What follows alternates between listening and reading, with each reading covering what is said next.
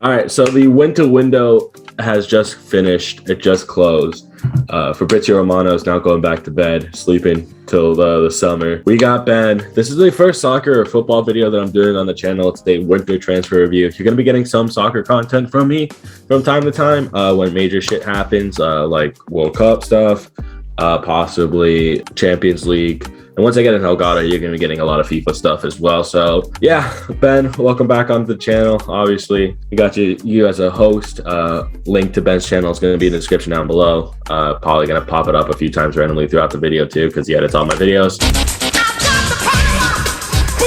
So yeah, we're going to be going through some of the signings of the winter window. Not all of them, because that's going to be way too many. But some of the signings that we felt was significant to talk about. Weird ones, interesting ones that could push a team to contention in the league. Let's start, Ben. What is one of the weirder ones that you got for us? So this just happened. Like, we're recording this at 5. This happened around 30 minutes ago. Aaron Ramsey just went to Rangers. Yeah. I didn't expect that. I knew he was in talks to maybe go to Newcastle. I think Arsenal were linked because of it, but I didn't expect Rangers at all. I think it's a good addition for Rangers. I mean, it's an experienced midfielder who is, didn't play all that much when he went to Juventus. I think Juventus are probably going to be happy to offload his $500,000 a wage.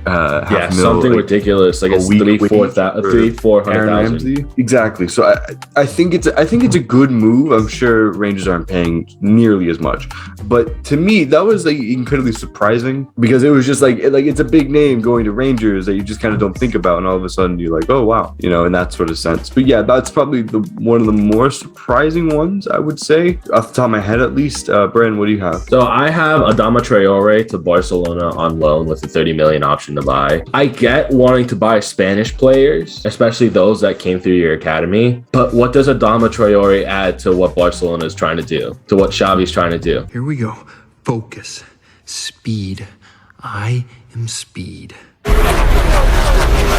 I'm guessing he could be like an all right wing back. Like, I don't know what he does moving forward for them. Some reports say this could be like a move if like Wolves wanted to swap Trincao for Adama Traore, because I think he has an option to buy for 30 million at Wolves, Trincao. So could be like, it's like offsetting costs almost. But it's weird. Like, I don't know what he adds to this team. I get maybe adding winger depth because Ansu Fati is out for the season. The speculation with Dembele is up in the air. Like, you don't know what's going on. I know there were talks of him going to like swapping with Arsenal for Aubameyang, but it looks like Aubameyang's just going to go for free to Barcelona at this point. So it's interesting what's going on with that transfer. I don't get it though. Like, I'm sure, I think honestly Adama probably would have just been better off going to Spurs or something like that. I think he could have done really well. It definitely could have been like a Victor Moses type for Conte when Conte was at Chelsea, but this is just weird. I don't know if he adds anything up to the build-up besides just being big and physical and speedy with the ball.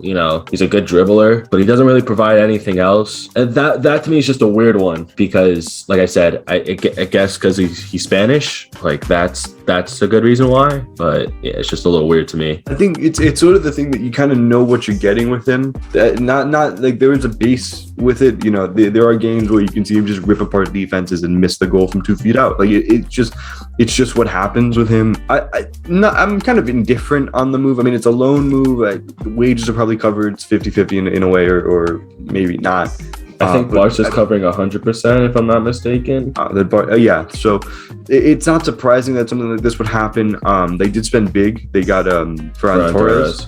So, which was a great signing. That was a great fantastic signing for them. And again, they are getting Aubameyang, which will probably help with the attacking depth, because he can play kind of on the left or down the middle. But I get where you're coming from. It is a very weird kind of a transfer. It doesn't make a lot of sense. I think he was positioned at Spurs because Conte likes to play the 3-4-3, or at least a three-back formation where you have to use a right wing back. So I totally understand why you'd say that would have probably been the better move for him. And I agree in a sense. So is there any like weird ones that you want to mention before we move on to ones that possibly could help a team into a title challenge? So there is one that I found to be a little weird because of the speculation around who else was going for him, and that was Ricardo Pepi going to FC Augsburg. Augsburg. Now, don't get me wrong, I get it. A lot of Americans go to Germany because the work permit is easier to get there, and they can go in, and FC Augsburg is going to use him. It's not like he's going to sit on the bench and not do anything.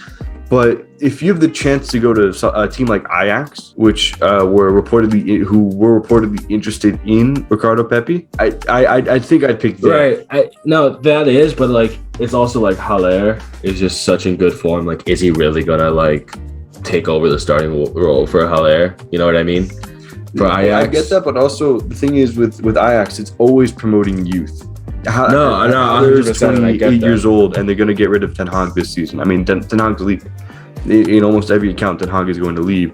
This next year is going to be pivotal to see what's going to happen for Ajax. And I'm just thinking, hey, maybe getting this guy in who's had a pretty good goal scoring record in the MLS, who's in the rotation for the U.S. men's national team. I figured that would be a good one. I like Augsburg as a pick. I mean, again, a team that's going to need striker depth, and I think it's a good move for him. But knowing that Ajax was allegedly on the table, I would have probably chose to go to Amsterdam.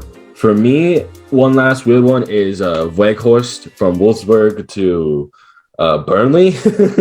Obviously, this is the Chris Wood replacement. He's 6'5". I mean, I think Chris Wood's up there in terms of a big physical striker. Look, it's a good business for Burnley. It's just weird for the player because Wolfsburg, I know, haven't had the best season so far. I know they did really well last season. Now they kind of dropped off a little bit. But Weghorst, I don't think should have moved. Like, if you're staying in a Bundesliga that could possibly, you can challenge for maybe a European spot with Wolfsburg. Instead, you're scrapping it out in a relegation battle. That to me is just a little weird for the player's sake. But I mean, look, it's not like it's like Newcastle either. That's like we're saying like, hey, we'll triple your wages or something like that. Like we saw with some of the other players. But I think that's just a little weird. But let's move on though. Let's talk about a couple signings that could help a team. Either in a relegation scrap, in possibly making top 4 in their league, or for a European spot in the league, or possibly in a title race. Ben, why don't you start us off? Who do you got? This one is actually a free transfer, and I thought it was absolutely fantastic. I've been a big fan of him for a while, and it is Christian Erickson going to Brentford. To me, that one, when I saw that, I was like, that's a move I like for him, because it's, he's in for both the club and the player. He's going back to the Premier League. He's someone who's Premier League proven. He was one of the best midfielders for a number of years in the Premier League, or at least one of the most creative midfielders. And Brentford see themselves 14th. They're a little ways off the relegation battle, but especially getting that extra push of an extra creative, almost genius mind going in to the midfield. Yeah. It feeds Ivan Toney, even though it seems like Ivan Toney may have gotten into a little bit of hot water by saying, and I quote, fuck Brentford. Yeah. Fuck Brentford. Realistically, Brentford, who are, I think, the first year back, first year in the Premier League, to get here and to stay here, I think it was phenomenal business to kind of hopefully secure around maybe even a mid-table finish, which I think it would be phenomenal for them. Yeah, no, 100%. Yeah, no, I 100% agree. I think Brentford, that's a good bit of business for Brentford. I think picking up a guy that, there is the concern with the pacemaker and what happened, unfortunately, at the Euros with Denmark and all that kind of stuff. But he did pass a medical, like doctors did deem him fit to play, so it just so happened that he had to be released by Inter because of Serie A rules that you can't play with a pacemaker. So that was the issue. But I do like the pickup from Brentford. It does give him some creativity in the midfield that I think they do need to probably stay up. And it'll be interesting to see how he impacts his team for sure. My pick, I have 2 teams in mind for this one. So I have Sevilla picking up Jesus Corona for $2 million, which I think is a great signing because he could play as a winger, a wing back, something. Lopetegui's been familiar with him at his time in Portugal. Picking up Martial, my right hand, a striker, who I definitely think a change of scenery is going to do wonders for him. And him next to En-Nesyri, who's coming back, doing well for Morocco in the AFCON. Definitely think that's going to be a strike force that could possibly propel Sevilla above Real Madrid in the La Liga title race, I think that could be something interesting we see. I believe they picked up someone. I know it's escaping me, but they picked up someone else, and I just can't remember who else. But I think those two are going to be some of the most important signings. And oh wait, they didn't pick up anyone. They kept Diego Carlos. That was what I was thinking. They kept Diego Carlos. He was going to go to Newcastle for a little bit. He didn't. He ends up staying because they were saying like, yeah, you got to pay 70 million, and I guess Newcastle like, no, we're not paying 70 million, which is dumb. Like that's pissing in the water for them. Yeah, in the ocean for them, 70 million. Those additions plus the keeping of Diego Carlos, I definitely think could propel them above Real Madrid. And then the other team I want to mention is Inter Milan. They're currently, I think, sitting not comfortable, but I know they're up. I think they're first in Serie A. But picking up Robert Gosens, who pretty much I feel like is a more defensive Ivan Perisic, because he's a very creative wing back. I definitely think is going to do well for Inzaghi's side. I think he's going to be a tremendous pickup for them. Yeah, I don't think he's played for Atalanta this season. I think he's been out with an injury, but picking him up for, I believe, was only like 25 million. With the obligation to buy was around 25 million. I think that's a good signing, especially if you're going to lose Perisic, who's a free agent come this summer. Definitely. I mean, those are two. I mean, Sevilla is almost clear in one of the clear favorites of having the best winter window. You know, and. My favorite thing about the Sevilla thing though was Ronaldo. He never played for Sevilla, and he welcomed a player in a language that the player doesn't know. So I thought that was I get it. Look, it's a very beautiful thing. He was Martial's idol growing up, but I also thought like, bro, come on, like I don't get it, but and especially since this is like your main Ronaldo playing for Real Madrid, like I feel like. Especially now that they're picking up someone that could help them in the title race. Like, that's just a little weird. But whatever, let's move on. Final signings that we're talking about. Anyone that you think could be interesting, a future one for the future, one that you think is going to be interesting come for the rest of the season, ones that, you were happy to see. Any of them, Ben, go ahead. Just let them rip. I've got three. Okay. One's a loan move, two are signings. I'm going to go with the loan move first, and this is actually the only bit of business that I actually like Manchester United doing. It is Amad Diallo getting loaned to Rangers. This kid, he's my age. This guy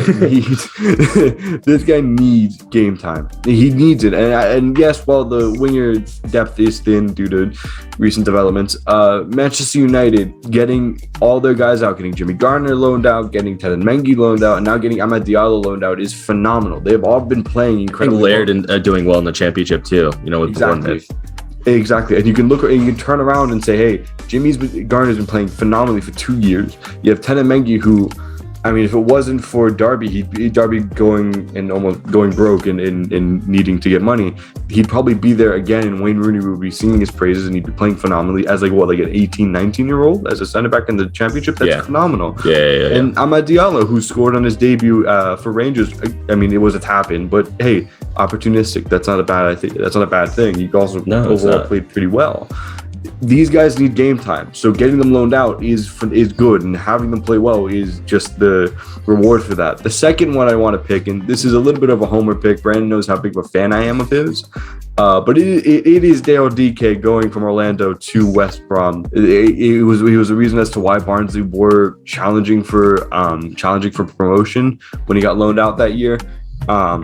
He hasn't been playing the best. When he didn't start out the best when he came back to Orlando, but he lit up the second half of the MLS season. Now he's going back to the championship, place where I think he can thrive. And yes, West Brom play a little bit of negative football, but I do think that I do think his build and his ability is going to shine at West Brom. In that sort of he's good in the air. He's very physical. He's for as big as he is pretty quick. And he's got a very good eye for goal. And then the final pick, I know I've kind of been rambling on a little bit. One of the greatest strikers in Premier League history signed for a Dutch team, and I don't think anyone's covering it. It is Wilfried Bony. No, I know that. For NEC I'm gonna butcher this. Nijmegen. Just stop. No, stop, I won't stop, bro. Okay, all right. Hear me out. Wilfred Boney is gonna go to. I'm just gonna call them NEC. They're 9th, and they're like 12 points off 3rd place.